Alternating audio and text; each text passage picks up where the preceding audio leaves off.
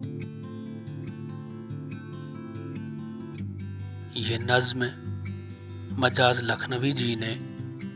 महात्मा गांधी जी को सुनाई थी। एक नन्ही मुन्नी सी पुजारन, पतली बाहें पतली गर्दन, भोर भय मंदिर आई है, आई नहीं है माल आई है, वक्त से पहले जाग उठी है, नींद अभी आंखों में भरी है, थोड़ी तकलट आई हुई है,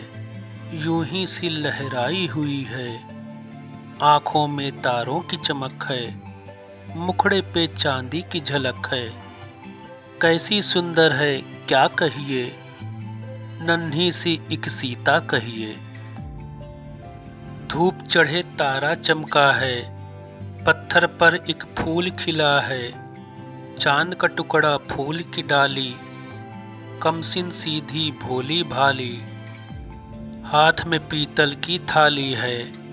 कान में चांदी की बाली है, दिल में लेकिन ध्यान नहीं है,